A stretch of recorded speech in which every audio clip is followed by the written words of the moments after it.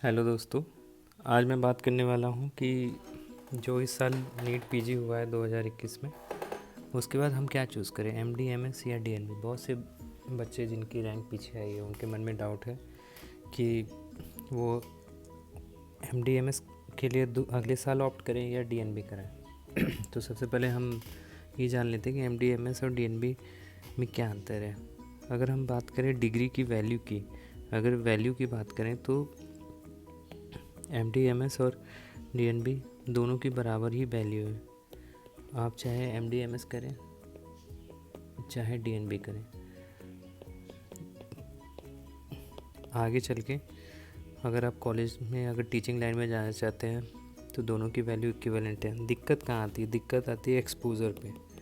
अगर आप MD, MS एक अच्छी जगह, अच्छे इंस्टीट्यूट से करते हैं, अच्छे कॉलेज, अगर गवर्नमेंट कॉलेज है तो आपको पेशेंट एक्सपोज़र बहुत अच्छा मिलेगा और आपको सीखने को बहुत अच्छा मिलता है।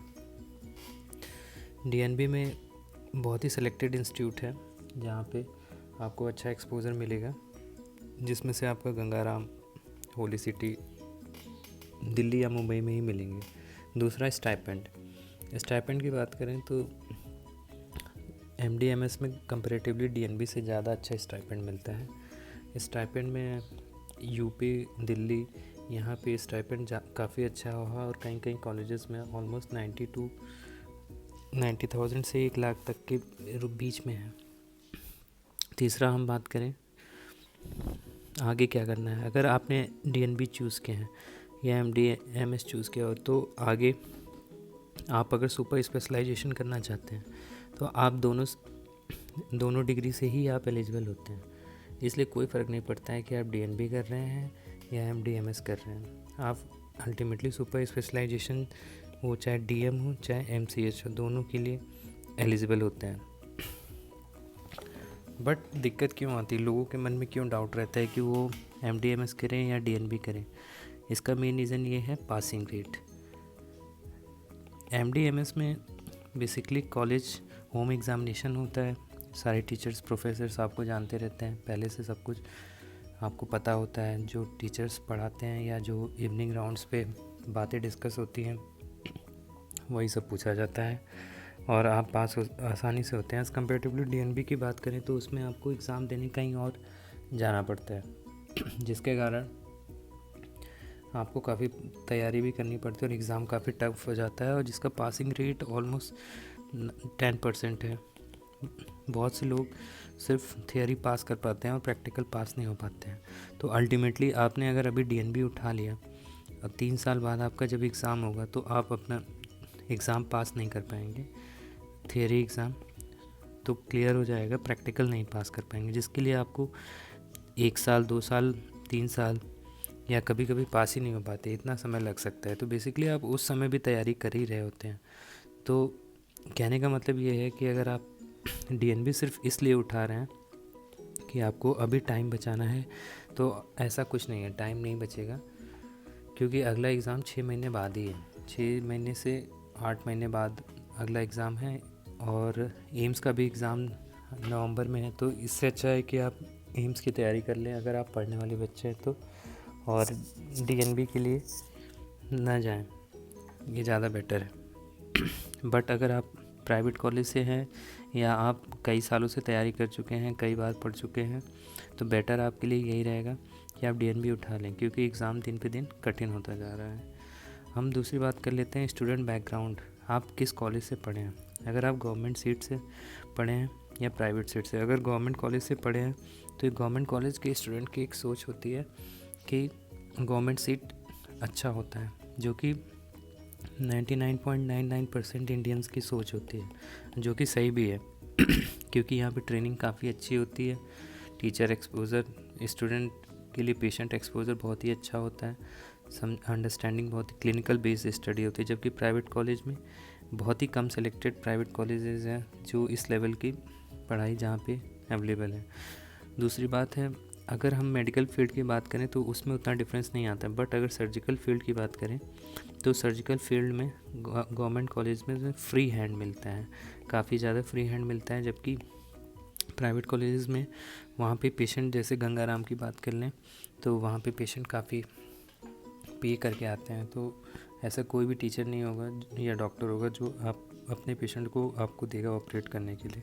तो बेसिकली आपने गायनी या सर्जरी या कुछ भी उठाया वहाँ से, तो अगर आप 3 साल में अगर कुछ सीख नहीं रहे हैं तो फिर फ़ायदा ही क्या है। तो इससे बेटर है कि आप एक 9 महीने बाद दोबारा एग्ज़ाम दें, ट्राई करें, क्योंकि आगे चल के अगर आपको डीएनबी का एग्ज़ाम भी क्लियर करना है तो आपको ऑलरेडी 6 महीने और 6 महीने से 1 साल से 2 साल लग जाते हैं। तो उस उधर 2 साल देने से अच्छा है इस साल ही इस बार ही एग्ज़ाम पढ़ कर दे दें। तीसरा, जब भी डीएनबी का एग्ज़ाम होता है तो जो प्राइवेट कॉलेज होते हैं, प्राइवेट कॉलेज स्टूडेंट होते हैं, उनको पेड सीट्स से मतलब होता है। अगर पेड सीट्स चाहिए होती हैं तो पेड में अगर आपके पास बहुत ही अच्छे अच्छे इंस्टीट्यूट है जहाँ पे एमडी एमएस भी मिल जाता है तो और डीएनबी भी मिल जाता है। ऐसे केसेस में ऑलवेज़ अगर आपके पास पैसे हैं, अगर आप जा सकते हैं तो एमडी एमएस प्रेफर कर सकते हैं अगर डीएनबी अगर किसी प्रीमियर इंस्टीट्यूट से नहीं मिल रहा है तब, क्योंकि अगर आप पेरिफेरी से डीएनबी उठाएंगे तो वहाँ से पास होना बहुत ही मुश्किल होता है और कहीं कहीं पेरिफेरी में तो कोई टीचर भी नहीं होता है जहाँ से आपको थीसिस कराए। पिछली बार ही एक लड़की थी जो गुजरात से गायनी ऑप्स कर रही थी और उसका टीचर नहीं था थीसिस कराने के लिए, तो उसने कंप्लेन किया एनबीई में, तो फाइनली उसे शिफ्ट करके गंगाराम में शिफ्ट किया गया है। अब आप सोच सकते हैं कि क्या हाल है डीएनबी का।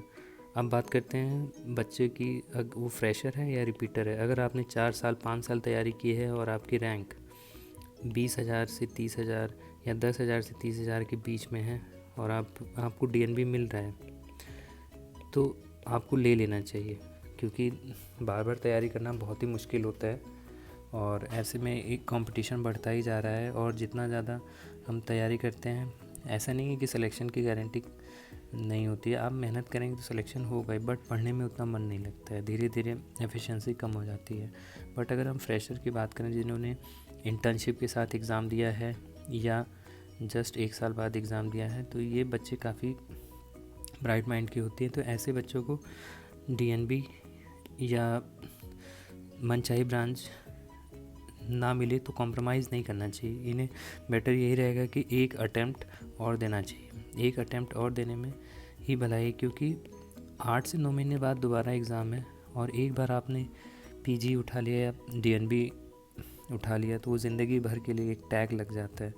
और हम चाहे जितना भी कह लें कि एमडीएमएस और डीएनबी बराबर है, बट जो हमारी इंडियन सोच है, इंडियन सोसाइटी है, वहाँ पे आज भी डीएनबी को नीचा ही देखते हैं और एमडीएमएस को प्रेफर करते हैं। जो सोसाइटी है, मैं सोसाइटी की बात कर रहा हूँ, ऐसा नहीं है। मेडिकल फील्ड जो एजुकेशन में है वो सब समझते हैं कि एमडीएमएस बराबर है, बट अगर आप सोसाइटी में जाएंगे तो बहुत लोगों को तो डीएनबी का मतलब भी नहीं पता होता है। तो इसलिए ऑलवेज़ प्रेफर एमडीएमएस। हम बात करें आगे की, तो अगर आप काउंसलिंग करा रहे हैं और अगर आपकी स्टेट से कॉलेज मिल रहा है तो आप बेटर है स्टेट से उठा लें, क्योंकि अगर आपको काफ़ी लंबा समय रहना होता है, कहीं भी आप पीजी करने जाते हैं तो 3 इयर्स की पीजी होती है और 3 इयर्स जब आप पीजी कोर्स कर रहे होते हैं तो ऐसा स्टेट होना चाहिए जहाँ पे आपकी लैंग्वेज बोली जाए। और सबसे बड़ा दिक्कत लैंग्वेज प्रॉब्लम आती है, इसलिए बेटर यही होगा कि आपके अगर घर के आसपास या आपके स्टेट में अगर आपको कॉलेज मिल रहा है तो ऑलवेज़ प्रेफर करिए कि आप वो कॉलेज उठाएं।